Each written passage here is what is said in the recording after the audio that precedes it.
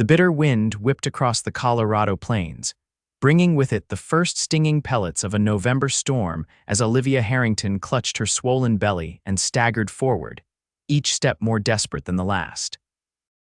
Central City had seemed like salvation when she'd first glimpsed its lights through the gathering darkness. But now the mining boomtown's scattered buildings loomed distant and unreachable as the blizzard intensified around her. Olivia had walked for miles since the stagecoach driver had abandoned her at the crossroads, claiming his horses couldn't manage the steep grade in the coming weather. Her coins had run out 3 towns back, and the driver's patience had followed shortly after. Now, 6 months pregnant and entirely alone, she felt the first real pangs of fear as the snowfall thickened, obscuring the path ahead. "Just a little further," she whispered to her unborn child, her breath forming crystalline clouds in the frigid air. The worn soles of her boots slipped on the icy ground, and she nearly lost her balance. The small carpet bag containing her few remaining possessions grew heavier with each labored step. The wind changed direction suddenly, bringing with it a fresh assault of snow and ice that stung her face like needles. Olivia raised her arm in a futile attempt to shield herself, but her thin coat offered little protection against Colorado's merciless winter fury. Her fingers had gone numb inside her threadbare gloves, and the wetness seeping through her boots had left her feet feeling like blocks of ice. A violent gust nearly knocked her sideways, and Olivia cried out as she stumbled off the path and into a shallow ditch. The impact sent a jolt of pain through her abdomen. For one terrifying moment, she feared for her baby, but then felt the reassuring flutter of movement within. Tears froze on her cheeks as she struggled to rise, her skirts now sodden and heavy with mud and snow. "Please," she whispered to no one, to everyone, to whatever power might be listening in the howling wind. "Please help us." The storm seemed to answer with mocking ferocity, visibility dropping to mere feet as the world dissolved into a blur of white. Olivia pushed forward blindly, one hand pressed protectively over her belly, the other reaching out into the blankness before her. Her thoughts grew sluggish as the cold penetrated deeper, and she knew with growing certainty that she was running out of time. A shape materialized in the swirling snow, tall, dark, and moving toward her with purpose. Olivia felt a flicker of hope, immediately followed by wariness. In her 22 years of life, she had learned that strangers often brought more danger than salvation, especially to women alone. "Miss, can you hear me?" The voice cut through the howling wind, deep and urgent. Olivia tried to respond, but her lips felt frozen shut. She managed only a weak nod as the figure drew closer. Through the curtain of snow, she made out the broad-shouldered silhouette of a man, his face shadowed beneath a wide-brimmed hat. "You shouldn't be out in this," the man said, his voice raised against the storm. "Central City's still a mile ahead." He drew close enough for Olivia to see his face weathered by sun and wind, with concerned blue eyes that widened as they took in her condition. "Lord Almighty," he murmured, noticing her swollen belly. Without hesitation, he stripped off his heavy canvas coat and wrapped it around her shoulders. The sudden warmth was so overwhelming that Olivia nearly collapsed against him. "I've got you," he said, steadying her with strong hands. "My name's Bryce Mackenzie. I've got a homestead not far from here."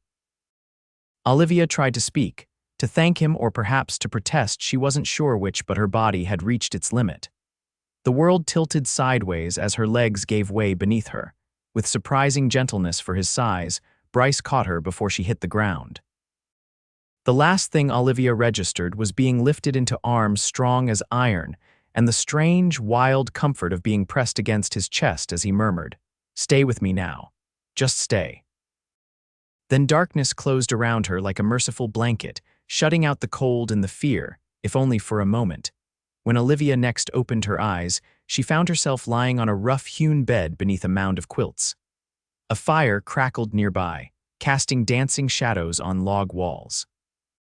For a moment, disorientation gripped her. The stagecoach, the storm, the stranger, then reality rushed back with startling clarity. She bolted upright, one hand flying to her belly. "Easy there," came that same deep voice from before. "You're safe now." Bryce Mackenzie rose from a chair by the fire and approached slowly, as if afraid of startling her. In the warm glow of the cabin, Olivia could see him clearly for the first time. He was tall and broad-shouldered, with a face that spoke of hard years but hadn't been hardened by them. His dark beard was neatly trimmed, and those blue eyes that had pierced the snowstorm now regarded her with concern. "The baby?" he asked, nodding toward her protruding stomach. "Seems fine," Olivia said, her voice hoarse. "Thank you for." She gestured vaguely, unable to fully articulate the enormity of what he'd done. Bryce nodded, apparently understanding. "Storm's gotten worse. You're welcome to stay until it passes." He moved toward a pot hanging over the fire. "Stew's nearly ready. Reckon you could use something warm." Olivia watched him cautiously. Experience had taught her that men rarely offered help without expecting something in return.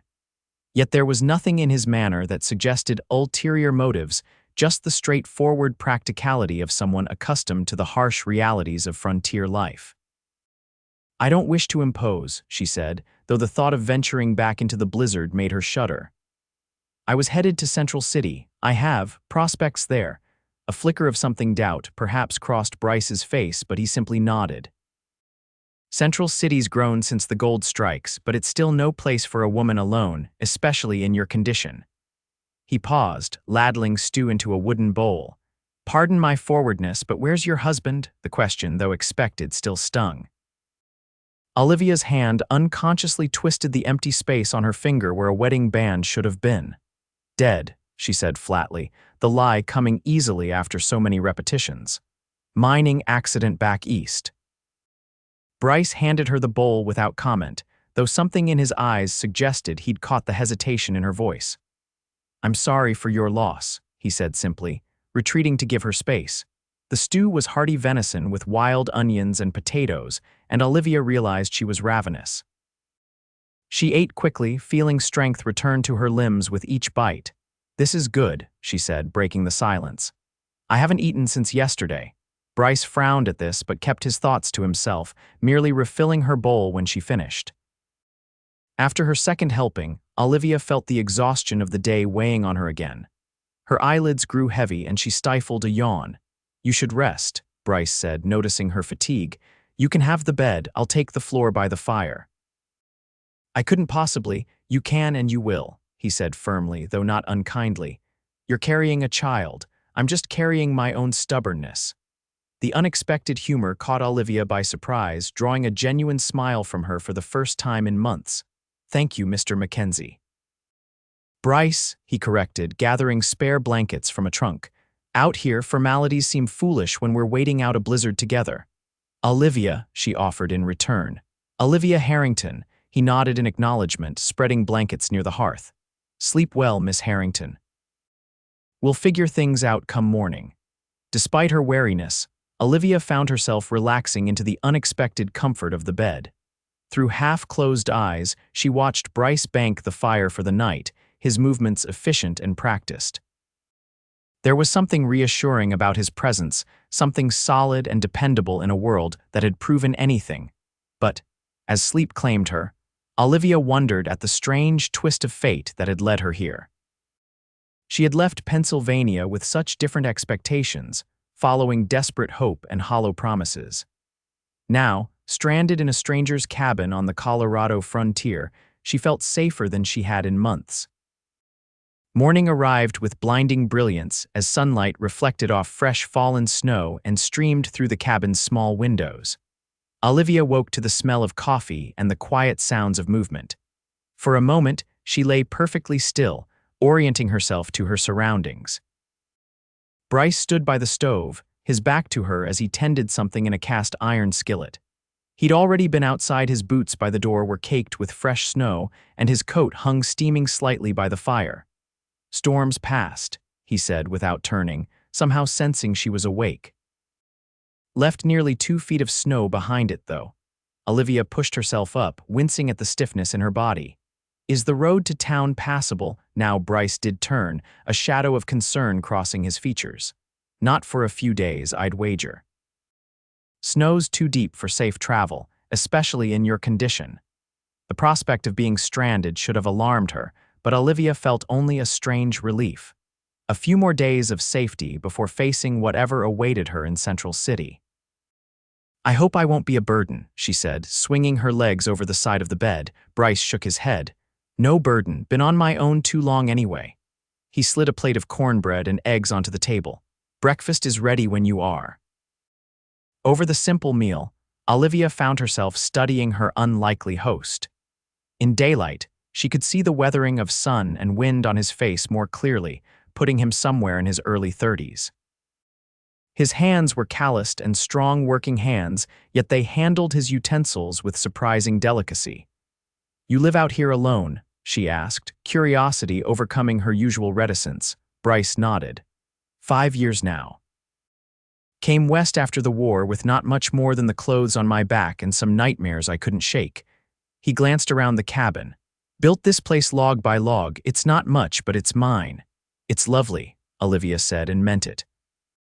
The cabin was simple but well crafted, with careful attention to detail evident in the joinery of the logs and the placement of the windows to catch the best light. "You fought in the war?" she asked, noting the reference. A shadow passed over his face. "Union Army, saw things no man should see." He didn't elaborate, and Olivia didn't press. After breakfast, Bryce pulled on his boots again. "Need to check the livestock. You're welcome to rest more if you need." "Actually," Olivia said, surprising herself, "I'd like to help. I'm pregnant, not helpless." She smiled slightly.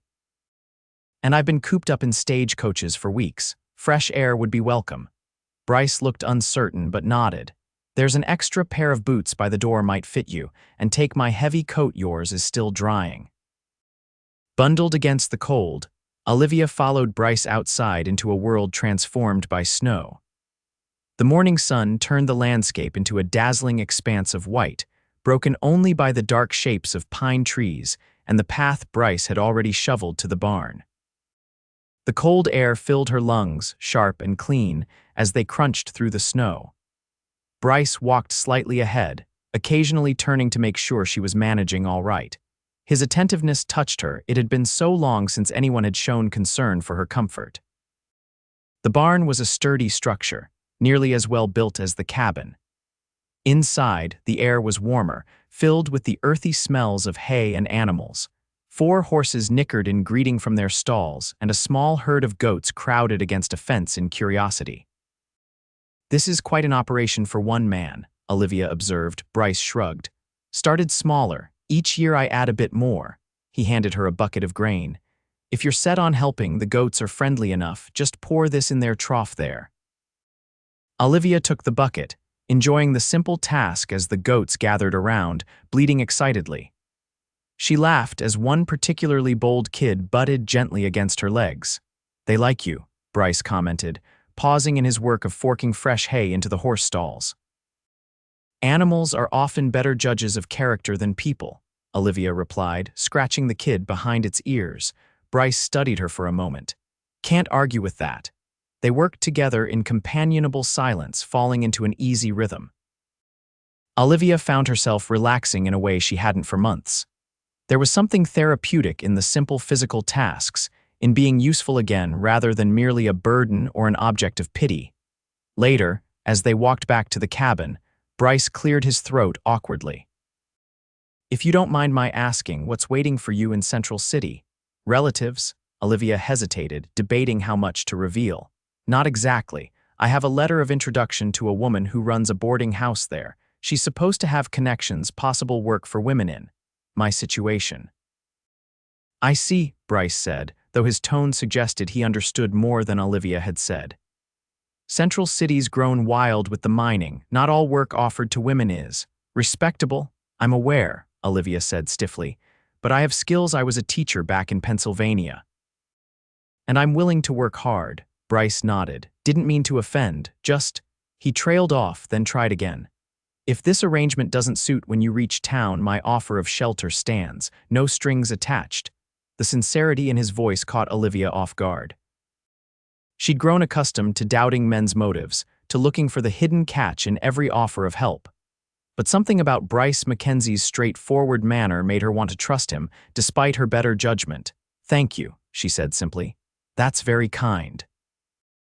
Back at the cabin, Bryce set about preparing a more substantial midday meal while Olivia rested.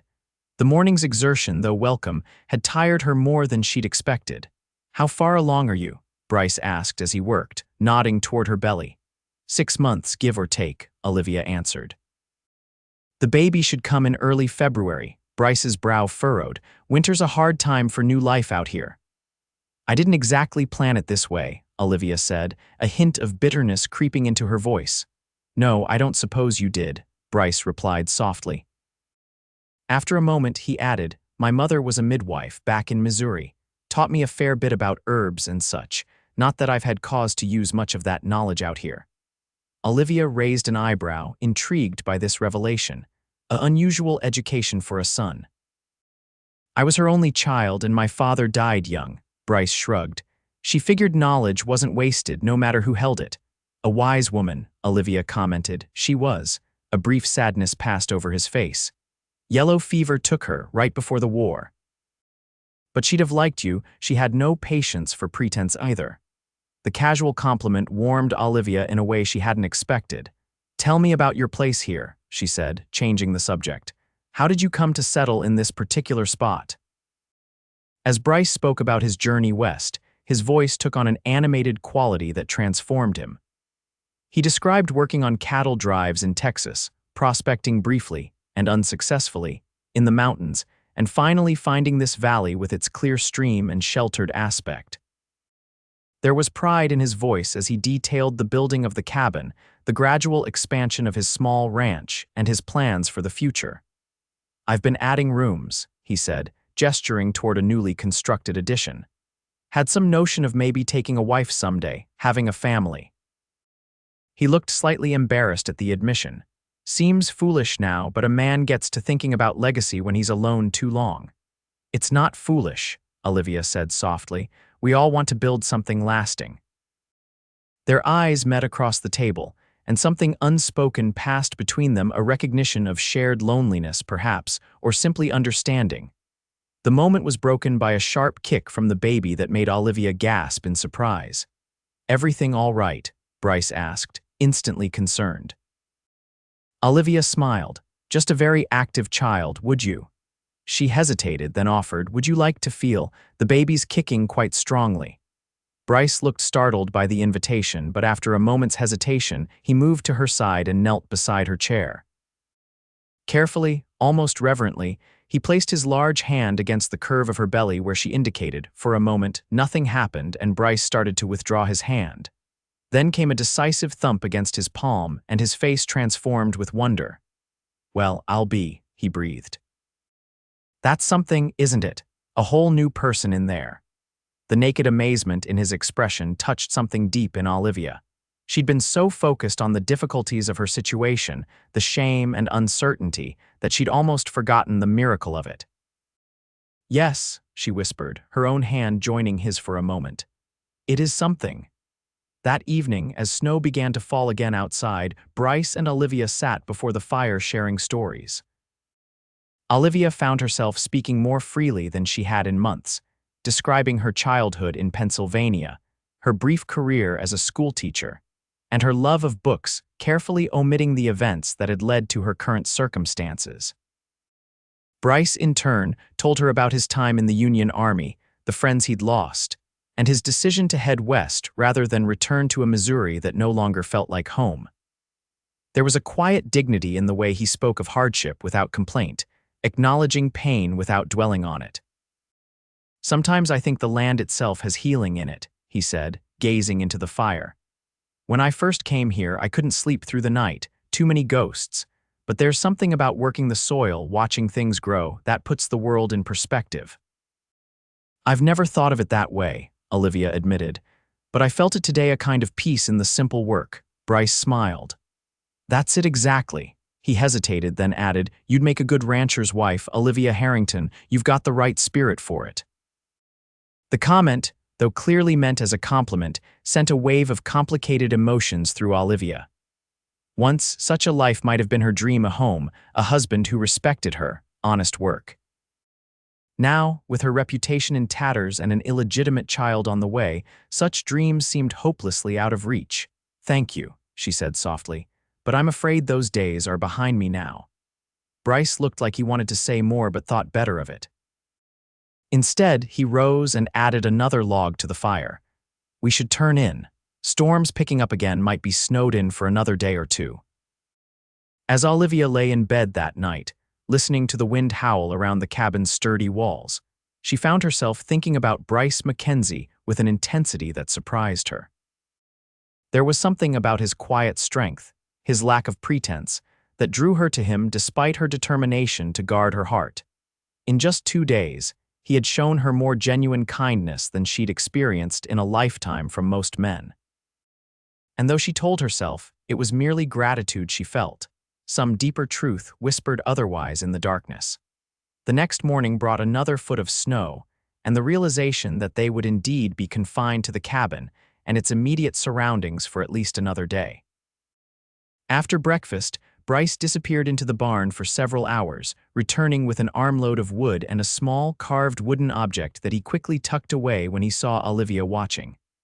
"What was that?" she asked, curious. Bryce looked slightly embarrassed. "Nothing much. Just something to pass the time." Olivia raised an eyebrow, intrigued by his sudden reticence. "May I see it?" After a moment's hesitation, Bryce withdrew the object from his pocket, a partially completed carving of what appeared to be a horse. The work was detailed and delicate, surprising from hands so large and weathered. "This is beautiful," Olivia said, examining the carving. "You're quite talented," Bryce shrugged, clearly uncomfortable with the praise. "Just whittling helps me think." "May I ask what you're thinking about so intently?" He met her eyes then, and something in his gaze made Olivia's heart beat faster. "You, mostly," he admitted quietly. "Trying to figure out your story, what you're running from." Olivia stiffened, instinctively protective. "What makes you think I'm running from anything?" "Everyone out here is running from something," Bryce said simply, "or toward something, sometimes both." The truth of his words struck Olivia silent. After a moment, she handed the carving back to him. "And what are you running from, Bryce Mackenzie?" He considered the question, turning the wooden horse over in his hands. "Used to be the war, the things I saw, the things I did." His voice grew softer. "These days, I suppose I'm running from loneliness as much as anything." The honesty of his answer disarmed her. "That's very forthright. Don't see much point in being otherwise," he replied. "Life's too short for games, especially out here." Olivia found herself nodding in agreement. "You're right about that, at least." She took a deep breath, coming to a decision. "And you're right that I'm running, just not in the way you might think." Over the next hour, sitting before the crackling fire as snow continued to fall outside, Olivia told Bryce the truth of her situation. She spoke of Edward Preston, the married bank director in her Pennsylvania town who had pursued her relentlessly after her father's death, left her financially vulnerable. She described his promises and her eventual surrender, followed by his swift abandonment when she discovered her pregnancy. "He offered money for a solution," she said bitterly. "When I refused, he threatened to ruin me if I ever spoke of it, said no one would believe a penniless schoolteacher over a respected businessman." She laughed without humor. "He was right about that. I lost my position as soon as my condition became apparent." Bryce's face had darkened as she spoke, his hands clenched into fists. "This man, Preston, he just abandoned you. His own child. He has a wife, children, a reputation to protect," Olivia said, the words tasting like ash. "I was a momentary weakness, easily discarded." "A coward, then," Bryce said flatly. "No real man abandons his responsibilities." The vehemence in his voice surprised Olivia. "Perhaps, but dwelling on it changes nothing. I have to focus on what's ahead, not behind." Bryce was quiet for a long moment, staring into the fire. "Thank you for trusting me with the truth," he finally said. "Can't have been easy." "Strangely, it was," Olivia admitted. "Easier than I expected." Their eyes met again, and Olivia felt that same peculiar connection from the day before, a sense of recognition, as if they'd known each other far longer than the few days that had passed since he'd found her in the storm. "You're the strongest woman I've ever met," Bryce said quietly. Most would have broken under half so much. The compliment brought unexpected tears to Olivia's eyes. "I don't feel strong. Most days I'm terrified." "That's what makes it courage," Bryce replied, doing what needs doing despite the fear. He rose then and moved to the window, looking out at the swirling snow. Storm's not letting up, we might be here another day or two. He turned back to her, his expression earnest. I want you to know that what I said before still stands. When we can travel again, if Central City doesn't work out, or if you just want a different option, there's a place for you here, for both of you. The offer hung in the air between them, weighty with implication.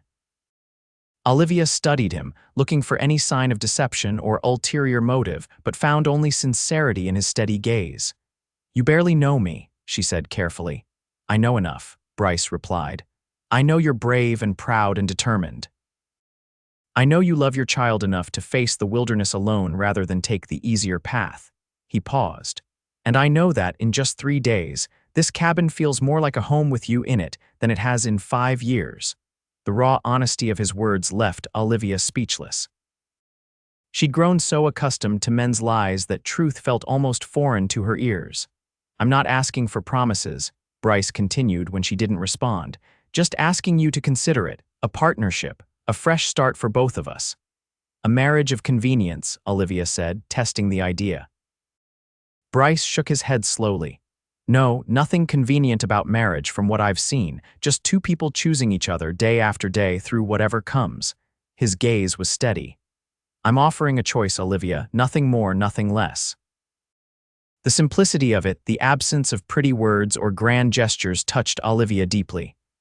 This was no romantic declaration from a storybook, but something far more valuable, honesty from a good man. I'll think about it, she promised and meant it. That night, lying awake in Bryce's bed while he slept by the fire, Olivia turned his offer over in her mind. She had come west with such different expectations, a tentative arrangement with a boarding housekeeper who might or might not have honest work for her, the desperate hope of building some kind of life for herself and her child, far from the scandal that had forced her from Pennsylvania. Now, unexpectedly, another possibility had presented itself. A home, a partner, legitimacy for her child. The practical advantages were obvious, but what gave Olivia pause was the way her heart quickened at the thought of accepting not just for safety or security, but because something in her responded to Bryce Mackenzie in a way she'd never experienced before. She'd thought herself incapable of trusting a man again, yet here she was, seriously considering binding her life to one she'd known less than a week. Madness, perhaps, or perhaps the clearest moment of sanity she'd had in months. The baby kicked, as if offering an opinion, and Olivia smiled in the darkness, resting her hand on her belly. What do you think, little one? She whispered. Should we take a chance on Mr. Mackenzie? Another kick seemed to answer her, and Olivia found herself laughing softly. I'll take that under advisement. By morning, the storm had finally passed, leaving behind a transformed landscape of pristine white beneath a brilliant blue sky. Bryce rose early and spent hours clearing paths to the barn and woodpile, working with the steady determination that seemed to characterize everything he did. Olivia watched him from the window, admiring the efficiency of his movements, the evident strength in his tall frame. There was something deeply appealing about his self-sufficiency, the quiet confidence with which he faced each task. When he returned, stomping snow from his boots at the threshold, his cheeks were ruddy with cold and exertion. Path to the main road's clear enough now, he announced. If you're still set on Central City, we could make it there by nightfall. The statement was neutral, but Olivia could hear the question beneath it. She took a deep breath, her decision crystallizing in that moment. Actually, she said carefully, I've been thinking about your offer. Bryce went very still, his eyes fixed on her face. And, I think, Olivia said slowly, that I'd like to accept, if it still stands. The transformation of his expression was like watching the sun break through clouds' caution giving way to dawning joy, then a smile that seemed to light him from within. It stands, he said, his voice rough with emotion. It definitely stands. They regarded each other across the small cabin, the moment heavy with significance. Then Bryce cleared his throat. We should do this properly, he said. Reverend Hayes comes through Central City every month or so. We could be married by Christmas if that suits. The practicality of his planning made Olivia smile. That would be perfect. Bryce nodded, clearly pleased. Then, as if unable to contain himself, he crossed the room in 3 long strides and took her hands in his. "I'll be a good husband to you, Olivia Harrington," he said earnestly. "And a father to your child, that's my promise to you." The sincerity in his voice brought tears to Olivia's eyes. "And I'll be a good wife to you, Bryce Mackenzie," she replied. "That's my promise in return." It wasn't love, not yet, they both knew that. But it was respect and honesty and the foundation of something that could grow into love, given time and care. For Olivia, after months of uncertainty and fear, it felt remarkably like hope. The weeks that followed passed in a blur of preparation and adjustment as winter settled fully over the Colorado highlands. True to his word, Bryce took Olivia into Central City the following week, where they met with Reverend Hayes and arranged for a Christmas Eve wedding. The mining town was exactly as Bryce had described, boisterous and rough around the edges, with saloons outnumbering churches and women in short skirts soliciting openly on street corners. Olivia shuddered to think what her life might have become had the storm not intervened. They visited the boarding house where she'd originally planned to stay, and Olivia delivered the letter of introduction she'd carried so far. The proprietress, a hard-faced woman named Mrs. Wilkins, looked Olivia up and down with calculating eyes. "Bit far gone for the work I had in mind," she commented bluntly, eyeing Olivia's pregnant belly. "But I could still find a place for you after the baby comes if you're interested." The euphemism wasn't lost on Olivia, who felt a wave of relief at her narrow escape. "Thank you, but that won't be necessary," she replied, feeling Bryce's solid presence beside her. "I've found other arrangements." Mrs. Wilkins's gaze shifted to Bryce, taking in his sturdy build and clean, if simple, attire.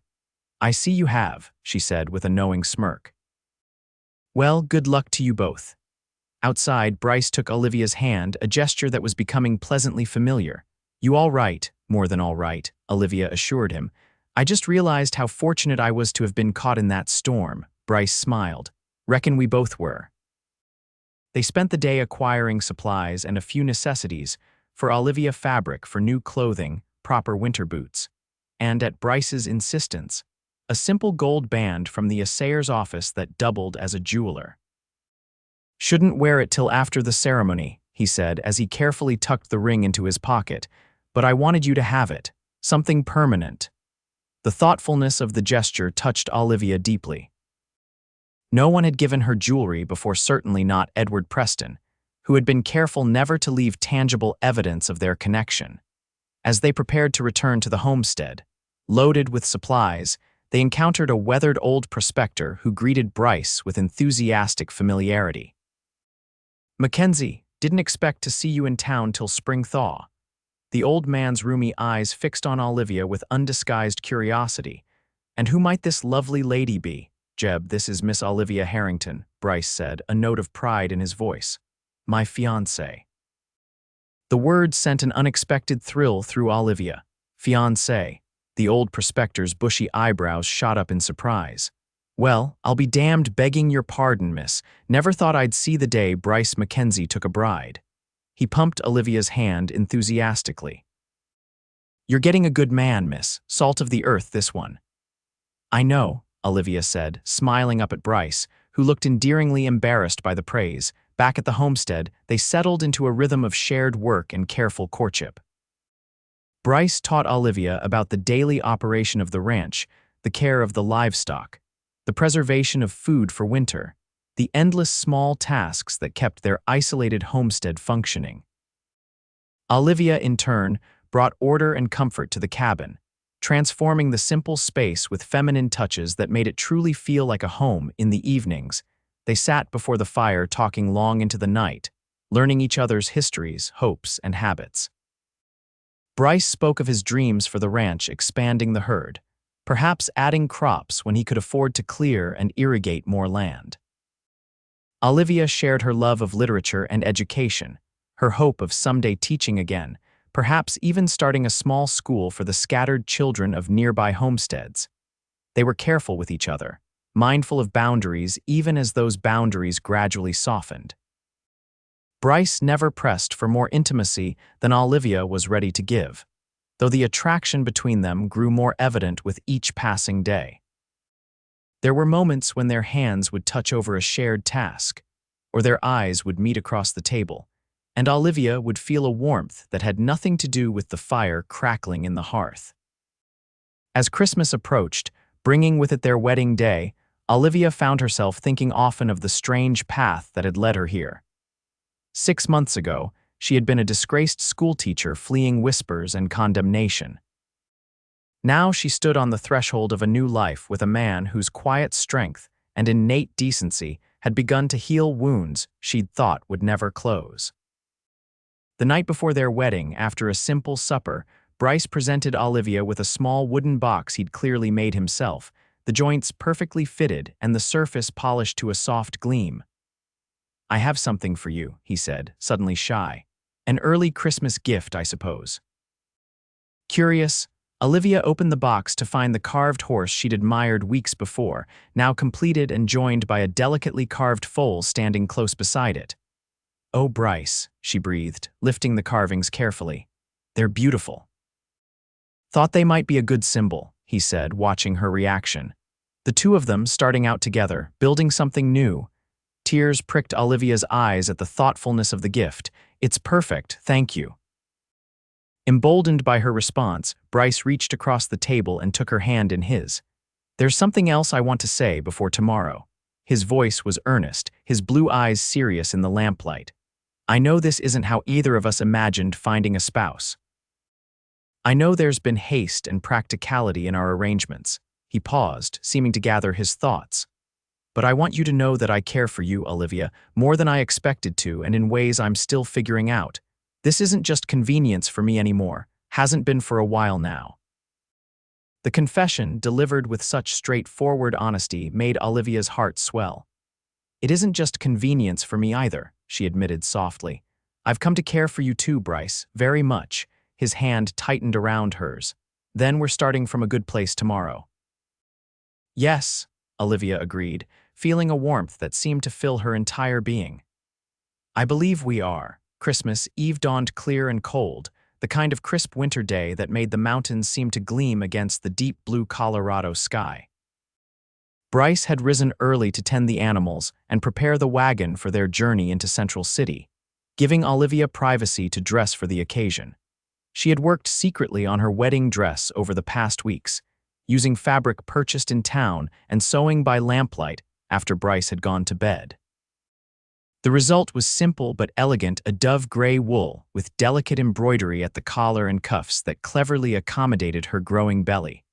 As she fastened the final button, Olivia studied her reflection in the small mirror Bryce had hung for her. She barely recognized the woman who looked back at her cheeks, flushed with health and anticipation, eyes bright with hope rather than fear. The mountains had been good for her, or perhaps it was simply the steady presence of the man who would shortly become her husband. When she emerged from the bedroom, Bryce was waiting by the door. He had clearly made his own preparations for the day, wearing a clean white shirt under a dark wool coat she hadn't seen before. His hair was neatly combed, his beard trimmed close, and the look in his eyes as he took in her appearance made Olivia's breath catch. "You're beautiful," he said simply. "So are you," Olivia replied, meaning it. In that moment, with sunlight streaming through the window behind him and love, for she could no longer deny that's what it was shining in his eyes, Bryce Mackenzie was the most handsome man she'd ever seen. The small church in Central City was decorated for Christmas with pine boughs and candles, giving the simple wooden structure a festive air. Reverend Hayes, a kindly man with white hair and an easy smile, welcomed them warmly. "Not often I get to perform a wedding on Christmas Eve," he commented as he prepared for the ceremony. "Seems fitting, though a day for new beginnings." They had expected a quiet ceremony with just the three of them, but word had apparently spread. As the appointed hour approached, several of Bryce's acquaintances from town arrived. Jeb the prospector, clean-shaven for the occasion, Tom Wilson, who ran the general store, and the Hendersons, a farming family from the valley who had often traded with Bryce. "Hope you don't mind," Jeb said gruffly, Seemed wrong for you two to get hitched with no one to witness it. Bryce clasped the old man's shoulder, clearly moved. We're glad to have you here. The ceremony itself was simple and heartfelt. Olivia and Bryce stood before Reverend Hayes, hands joined, and repeated vows as old as time. When Bryce slipped the gold band onto Olivia's finger, his hands were steady, but his voice caught slightly on the words, "With this ring I thee wed." "By the authority vested in me," Reverend Hayes concluded, "I now pronounce you husband and wife." He smiled broadly. "You may kiss your bride, Mr. Mackenzie." Bryce stepped forward, his eyes seeking Olivia's permission. At her slight nod, he cupped her face gently in his hands and kissed her a tender, reverent kiss that held both promise and restraint. The small gathering erupted in applause and well wishes. Mrs. Henderson, a motherly woman with a practical air, pressed a small package into Olivia's hands. "Just a few things for the baby," she explained. "And if you need anything when your time comes, you send word. I've helped birth half the children in the county." Touched by the unexpected kindness, Olivia thanked her sincerely.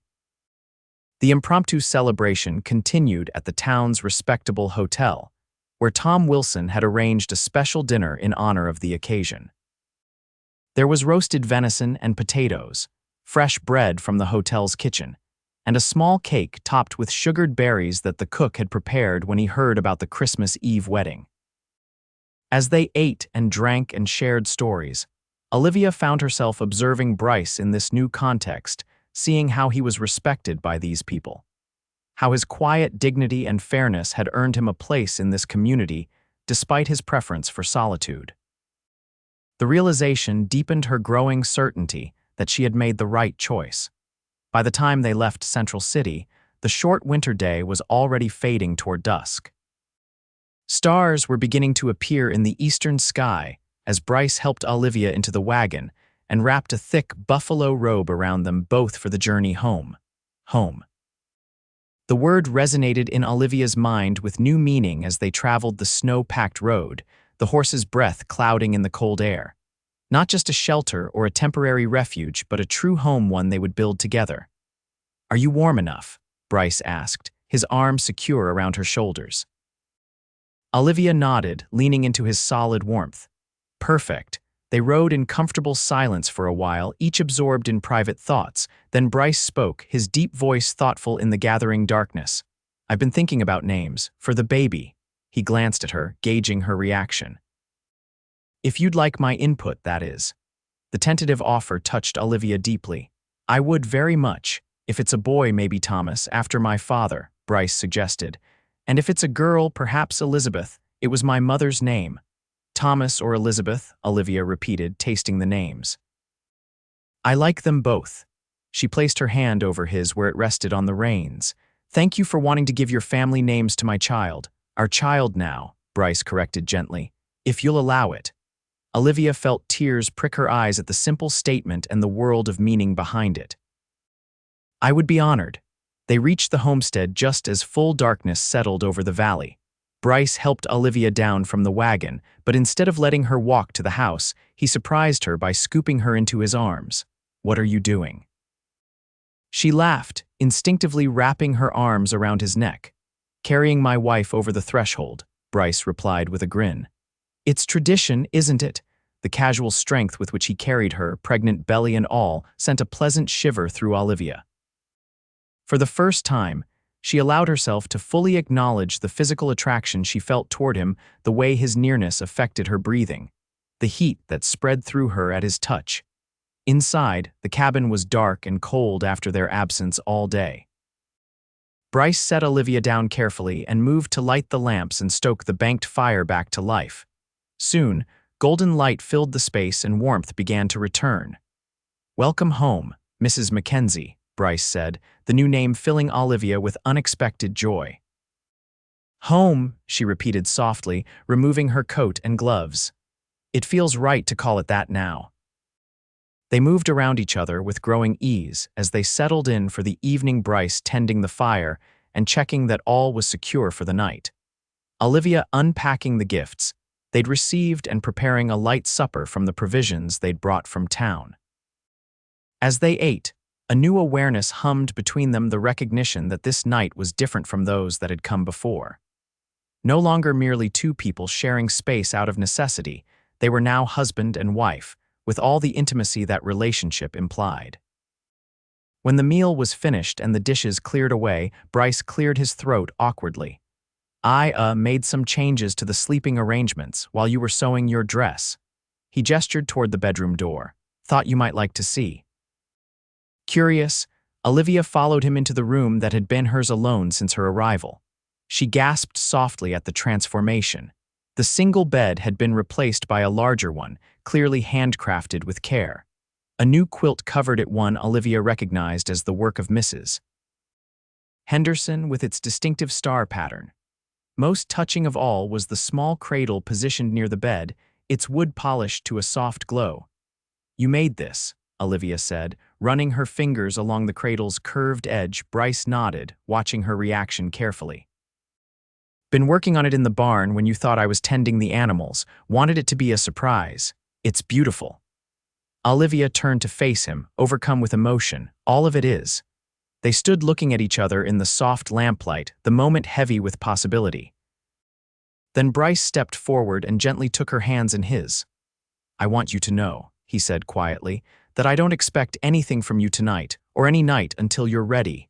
This is your home and your bed, whether I'm in it or not." The consideration behind his words, his willingness to wait, to give her time, was the final certainty Olivia needed. Without hesitation, she rose on tiptoes and pressed her lips to his in a kiss that spoke more eloquently than words. Bryce responded with restrained passion, his arms encircling her carefully, mindful of her condition.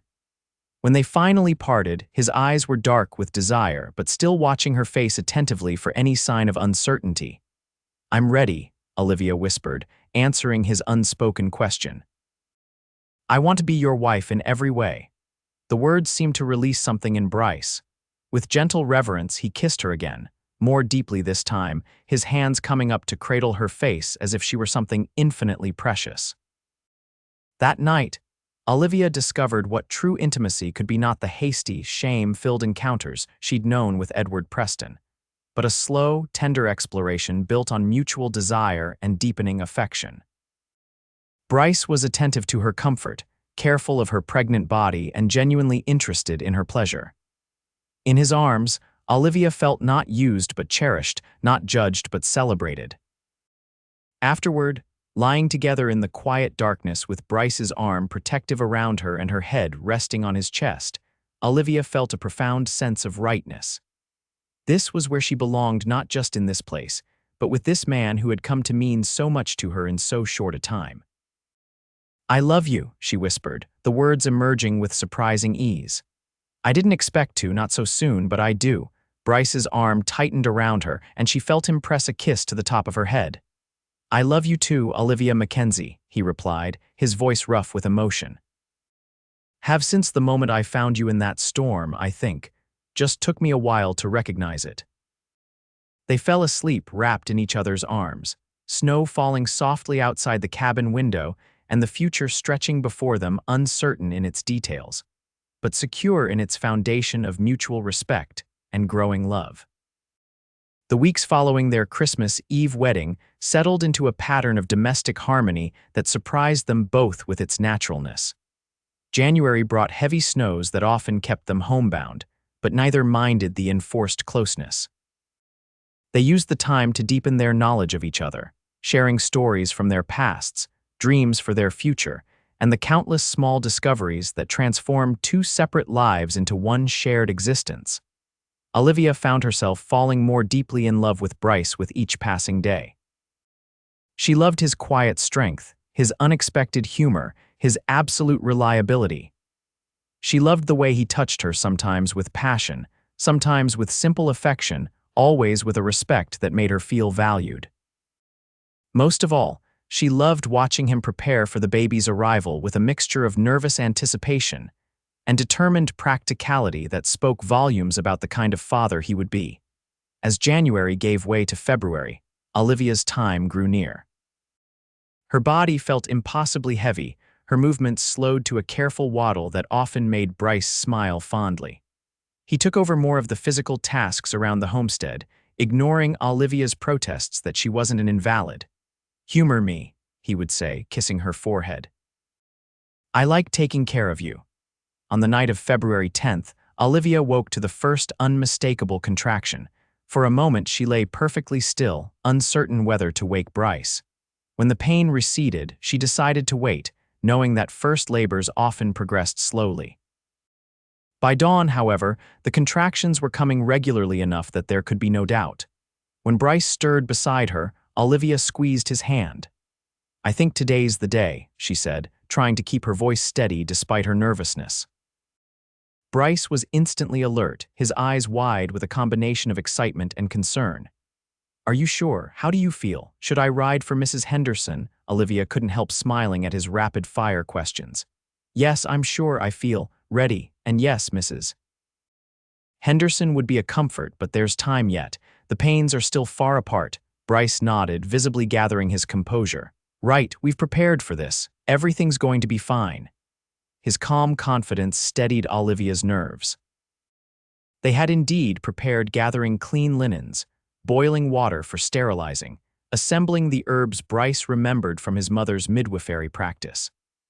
Mrs. Henderson had visited twice in the past month to check on Olivia's progress and offer practical advice. As the morning progressed, Olivia moved around the cabin when she could, pausing to breathe through contractions when they came. Bryce stayed close, offering support without hovering, his steady presence a comfort as the pains gradually intensified. By midday, Bryce decided it was time to fetch Mrs. Henderson. "I don't like leaving you," he said, clearly torn. "We'll be fine for a few hours," Olivia assured him, though privately she was growing more apprehensive as the labor progressed. "The Henderson farm isn't far, and I'm not having this baby immediately." With evident reluctance, Bryce prepared to leave, making sure Olivia had everything she might need within reach.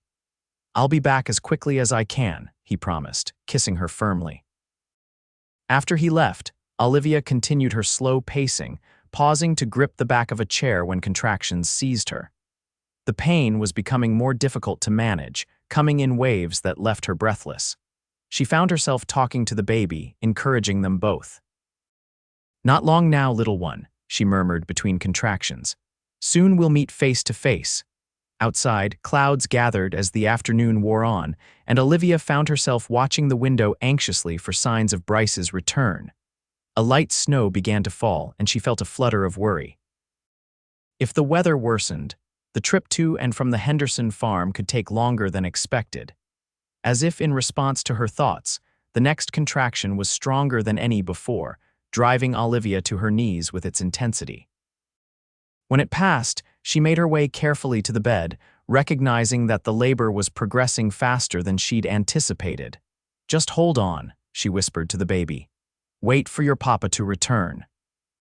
The snow was falling more heavily now, reducing visibility and adding to Olivia's growing concern. Another contraction gripped her, and she gritted her teeth against a cry of pain. When it passed, she realized with a shock that her waters had broken, soaking the quilt beneath her. "Oh," she gasped, a wave of fear washing over her. Things were moving too quickly. Bryce should have been back by now. What if something had happened? What if she had to do this alone? The thought had barely formed when she heard the blessed sound of the cabin door opening, followed by Bryce's voice calling her name. "In here," she managed, relief making her voice weak. "The baby's coming, fast." Bryce appeared in the doorway, snow dusting his coat and hat, his face creased with concern. Behind him came Mrs. Henderson, her practical presence immediately calming. "Well now," the older woman said, removing her coat and rolling up her sleeves in one efficient movement. "Let's see what we have here." The next hours passed in a blur of pain and effort for Olivia. Mrs. Henderson took charge with quiet authority, directing Bryce to heat water and prepare clean linens while she examined Olivia. "Coming along nicely," she pronounced. "Not your first, is it?" "Yes," Olivia gasped between contractions. "My first." Mrs. Henderson raised an eyebrow in surprise. "Well, this little one's in a hurry then, won't be long now." Bryce stayed by Olivia's side, holding her hand, wiping her brow with a cool cloth, murmuring encouragement as she worked through each contraction. His presence anchored her through the waves of pain, his voice a constant reminder that she wasn't facing this alone. "You're doing wonderfully," he told her as the labor intensified. "You're the strongest person I know, Olivia Mackenzie." The use of her married name, still new enough to give her a thrill, brought a smile to Olivia's lips despite the pain. "We're doing this together," she managed before another contraction claimed her attention. As evening fell, the rhythm of labor changed. The urge to push became overwhelming, and Mrs. Henderson positioned herself at the foot of the bed. "That's it," she encouraged as Olivia bore down with all her strength. "I can see the head, dark hair, just like your husband's." Bryce's grip on Olivia's hand tightened at these words, and she glanced up to see tears in his eyes. The sight gave her a fresh surge of determination. With the next contraction, she pushed with everything she had, feeling the burning stretch as the baby's head emerged. "One more good push," Mrs. Henderson directed, her hands steady and sure. Summoning her last reserves of strength, Olivia bore down again, and suddenly there was a slippery sensation of release, followed by the most beautiful sound she'd ever heard, the lusty cry of her newborn child. "A boy, Mrs. Henderson announced triumphantly, lifting the squalling infant for his parents to see. "And a fine, strong one at that." Bryce made a sound that was half laugh, half sob as Mrs. Henderson quickly cleaned the baby and wrapped him in a soft blanket before placing him on Olivia's chest. "Hello, Thomas," Olivia whispered, tears streaming down her face as she gazed at her son for the first time. He was perfect, red-faced and angry at his abrupt entrance into the world, with a thatch of dark hair plastered to his small head and tiny fists waving in protest. Bryce leaned over them both, his face a study in wonder and love. With one finger, he gently touched the baby's cheek. "Thomas," he repeated, his voice thick with emotion. "Welcome to the world, son." The word "son," spoken with such pride and tenderness, made fresh tears spring to Olivia's eyes. In that moment, any lingering doubt about their hastily formed family vanished completely. This was right. This was meant to be. Mrs. Henderson efficiently completed the delivery process, ensuring Olivia was comfortable and showing Bryce how to help with the baby's first feeding. As Thomas latched on with surprising vigor, Olivia felt a wave of pure love wash over her. "Thank you," she said, looking up at Bryce, trying to convey everything she felt: gratitude for his rescue in the storm, for his generous heart, for the life they were building together. Bryce seemed to understand all she couldn't put into words. He bent to kiss her gently, then placed another soft kiss on Thomas's downy head. "No," he said softly. "Thank you for our son, for our family, Mrs. Henderson stayed until morning to ensure all was well, then prepared to leave as the new day dawned clear and cold, the storm having passed in the night. "You've got a fine, healthy boy there," she told them as she donned her coat. "And you'll make fine parents, the both of you, I can tell." After she left, Olivia and Bryce spent the day in a cocoon of new parenthood, marveling at every aspect of their son: his tiny, perfect fingers, the way his nose wrinkled when he yawned, the surprising strength of his grip when he wrapped his hand around Bryce's finger. "He looks like you," Olivia observed as Bryce held the sleeping infant, his large hands cradling the tiny body with remarkable gentleness. "Think so," Bryce studied the baby's features. "I see you in him too, the shape of his mouth, the curve of his eyebrows." Olivia smiled, touched by Bryce's determination to find her in Thomas, though she suspected the baby was the image of his adoptive father rather than his biological one. The thought of Edward Preston intruded briefly, but Olivia pushed it away. That man had no place in this new life they were building. "I love you," she said, reaching up to touch Bryce's cheek. "Both of you." Bryce turned his head to kiss her palm, his eyes full of emotion. "And we love you, always will." Spring arrived early that year, bringing with it new growth and new rhythms to the Mackenzie homestead. Thomas thrived, gaining weight steadily and growing more alert with each passing day. Olivia regained her strength quickly, eager to resume her share of the work despite Bryce's protective hovering. "The garden needs planting," she pointed out one mild April morning as she settled Thomas in a basket where she could keep an eye on him. And I'm perfectly capable of turning soil and sowing seeds. Bryce looked skeptical but knew better than to argue directly. At least take breaks when you need them, he compromised. That boy of ours has a healthy appetite. You need your strength. Olivia smiled at his transparent concern. I promise to be sensible, she assured him. Now, are you going to help me or stand there fretting all day? With a mock salute, Bryce joined her in the garden plot he'd prepared, and they worked together companionably through the morning, pausing occasionally to check on Thomas or to steal a quick kiss when their paths crossed. As spring deepened into summer, the homestead flourished under their joint care. The vegetable garden produced abundantly. The goats gave rich milk that Olivia learned to turn into cheese, and Bryce's small herd of cattle fattened on the lush mountain grasses.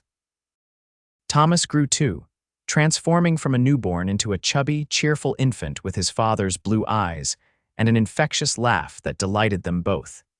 In July, a letter arrived from Pennsylvania, the first communication Olivia had received from her former home since leaving nearly a year before.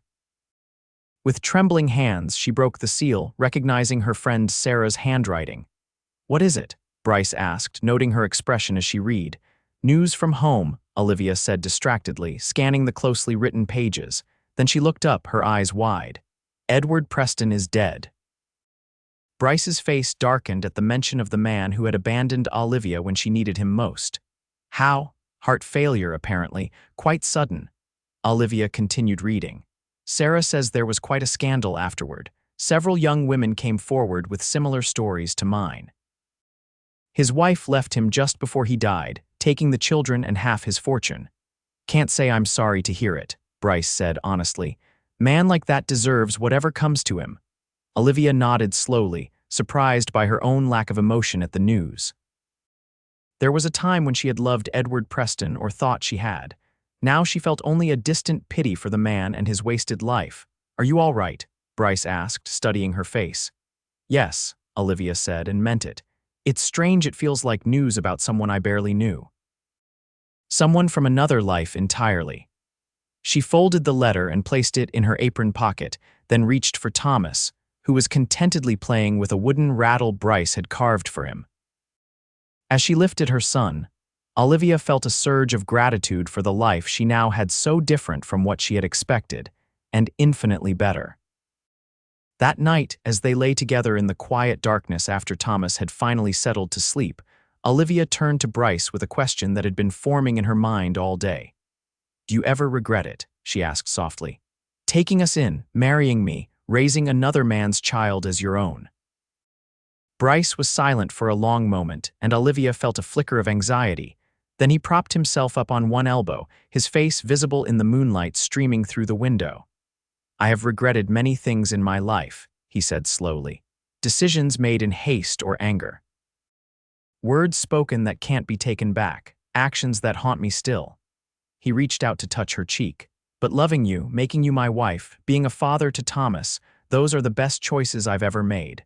The simple sincerity of his words brought tears to Olivia's eyes. I feel the same, she whispered.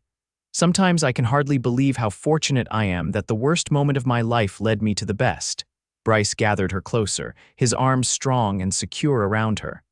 That storm was the luckiest thing that ever happened to me, he murmured against her hair. Finding you there, covering you with my coat, promising you could stay. I had no idea then that I was really finding my future. Olivia smiled in the darkness, remembering that desperate night and the man who had appeared like an answer to her prayers. You said stay with me, and I did. And I'm grateful every day that you chose to, Bryce replied, his voice warm with love. Every single day. As autumn painted the Colorado mountains in brilliant gold and scarlet, Bryce and Olivia celebrated Thomas's baptism in the small church in Central City, surrounded by the friends who had become like family to them. The Hendersons stood as godparents, beaming with pride as Reverend Hayes blessed the chubby, dark-haired boy who charmed everyone with his ready smile. He's thriving, Mrs. Henderson said approvingly as they gathered for a celebratory meal afterward. You've done well with him, both of you. He makes it easy, Olivia replied, watching as Bryce bounced Thomas on his knee, making the baby crow with laughter. He's a happy soul. Takes after his mama that way, Bryce commented, glancing up with a smile that still made Olivia's heart skip a beat. Always finding joy in the smallest things. Later that evening, as they prepared for the journey home, Tom Wilson approached with news that would change the course of their lives once again. "Been meaning to talk to you, Mackenzie," the storekeeper said. "Heard from the county superintendent that they're looking to establish a proper school here in Central City come spring. Need a qualified teacher." He glanced meaningfully at Olivia. "Thought you might be interested, Mrs. Mackenzie, given your background." Olivia felt a surge of excitement at the prospect. Teaching had been her passion before circumstances had forced her from her position. The thought of returning to the classroom, of sharing her love of learning with the children of this growing community, was deeply appealing. I would be very interested," she said carefully, looking to Bryce for his reaction. To her relief, he was nodding, a smile spreading across his face. "She's an excellent teacher," he told Wilson proudly. "Best decision this town could make." The ride home was filled with animated discussion of possibilities. The teaching position would mean regular trips into town, perhaps staying overnight during the worst winter weather. There would be challenges to overcome, arrangements to be made for Thomas while Olivia taught. "We could build a small place in town," Bryce suggested as they considered options. "Nothing fancy, just somewhere to stay when travel back to the homestead isn't practical." "Could we afford that?" Olivia asked, mindful of their modest resources. Bryce smiled. "Been saving for something special." "Can't think of anything more special than supporting my wife's calling." The simple statement, delivered with characteristic straightforwardness, filled Olivia with a love so intense it took her breath away. This man, this remarkable, generous man, continued to surprise her with the depth of his support and understanding. "I love you," she said, the words feeling insufficient for the emotion behind them. Bryce squeezed her hand, his eyes reflecting the same depth of feeling. "And I love you, always will." Thomas, secure in his father's other arm, chose that moment to let out a happy gurgle, as if adding his approval to the conversation. "And we both love you too, little man," Bryce laughed, pressing a kiss to his son's head. "Don't we, Mama?" "With all our hearts," Olivia agreed, her own heart full to overflowing with gratitude for this family that had come to her so unexpectedly. As their wagon crested the final hill before their homestead, the setting sun bathed the valley in golden light, making their simple cabin and outbuildings seem like something from a dream Olivia had never dared to have, yet now lived every day. This was home. This was family. This was love in its purest, most enduring form, not the feverish infatuation she'd mistaken for love with Edward Preston, but the steady, deep-rooted devotion that grew stronger with each challenge faced, each joy shared, each day lived together. From the depths of that winter storm, through the miracle of Thomas's birth, to this golden autumn day with possibilities spreading before them like the valley below, their story had only just begun. And as Bryce reached for her hand, his touch as reassuring now as it had been that first desperate night in the blizzard, Olivia knew with absolute certainty that whatever came next, they would face it together. "Look," Bryce said softly, nodding toward the horizon where the first star of evening was appearing. "Make a wish." Olivia smiled, watching the star's steady light brighten against the darkening sky. "I already have everything I could wish for," she said. "Everything and more." Bryce's arm tightened around her shoulders, and Thomas nestled contentedly between them as their wagon continued its journey home through the gathering dusk, three hearts beating as one. A family forged in storm and strengthened by love, facing the future together. Epilogue: 5 years later, the schoolhouse bell rang out across Central City, signaling the end of another day of learning. Olivia Mackenzie smiled as her students hurriedly packed their slates and books, eager to be released into the warm June afternoon. "Remember, your compositions are due tomorrow," she called over the growing commotion. "And Timothy Henderson, I expect those mathematics problems completed this time." A freckle-faced boy of 10 grinned unrepentantly. "Yes, Mrs. Mackenzie. Pa says to tell you we'll have fresh strawberries for you on Saturday." "Tell your father they'll be most appreciated," Olivia replied, knowing the gift was Mrs. Henderson's way of thanking her for the extra help Timothy needed with his figures. As the last student departed, Olivia began her daily routine of straightening desks and gathering papers. The schoolhouse, built 3 years earlier with lumber donated by the mining company and labor contributed by town residents, was a source of immense pride for Central City. Its large windows, sturdy construction, and well-stocked bookshelves reflected the community's commitment to education for its growing population of children. For Olivia, the school represented a dream fulfilled. When she'd accepted the teaching position 5 years earlier, she'd had no idea how completely it would transform their lives. What had begun as a single classroom with 12 students had grown into a proper school with nearly 30 children of varying ages and abilities. The county now paid her a respectable salary, supplemented by contributions from appreciative parents and the occasional donation from successful miners. The sound of running feet interrupted her thoughts, and Olivia looked up with a smile as the schoolhouse door burst open to admit a whirlwind of energy in the form of her 5-year-old son. "Mama, we saw deer on the way, 5 of them." Thomas Mackenzie's blue eyes, so like his father's, sparkled with excitement. "Papa let me drive the wagon for a whole minute, did he now?" Olivia raised an eyebrow at her husband, who entered at a more sedate pace behind their son, 3-year-old Elizabeth perched on his shoulders. "On the straightest part of the road, with my hands right on his," Bryce clarified, ducking slightly to avoid hitting his daughter's head on the doorframe. "He's getting quite good. Mama, I picked flowers," Elizabeth announced, waving a slightly crushed bunch of wildflowers, "for your desk." "They're beautiful, sweetheart," Olivia said, accepting the bouquet and pressing a kiss to her daughter's rosy cheek. Elizabeth, named for Bryce's mother as they had planned so long ago, was the image of Olivia, with the same auburn hair and delicate features. The sight of her family healthy, happy, and here to escort her home filled Olivia with the same quiet joy she had come to treasure over the years of their marriage.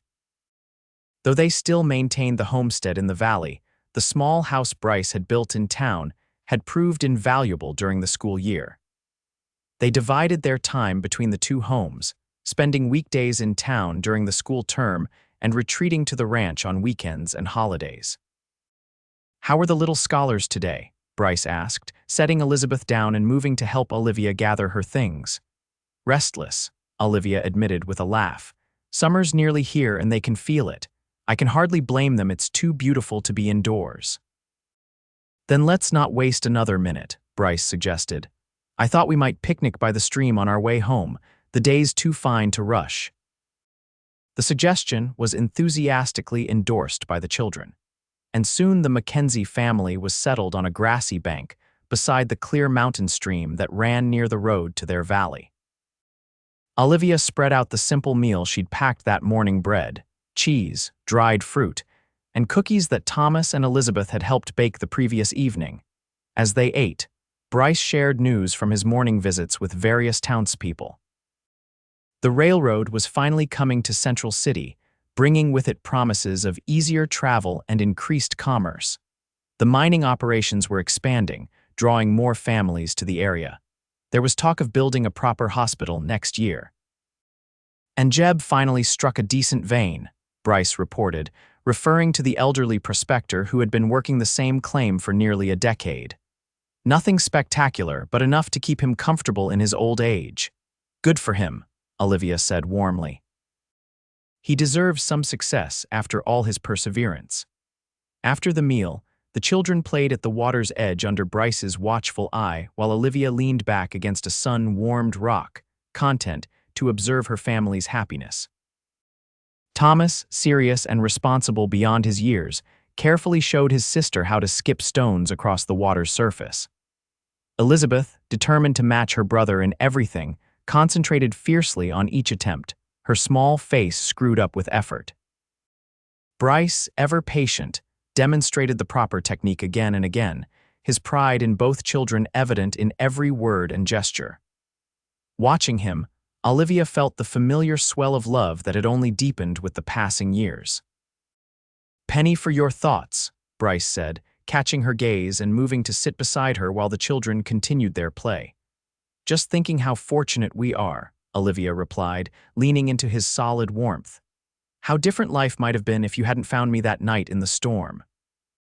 Bryce's arm encircled her shoulders, drawing her closer. "I've thought about that too. What if I'd decided not to go into town that day? What if I'd taken a different route home?" He shook his head. "Too many chances for us to have missed each other entirely." "Yet here we are," Olivia said softly. "Here we are," Bryce agreed, pressing a kiss to her temple. "Exactly where we're supposed to be." They sat in comfortable silence for a moment, watching Thomas successfully teach Elizabeth the secret to making a stone bounce 3 times across the water's surface.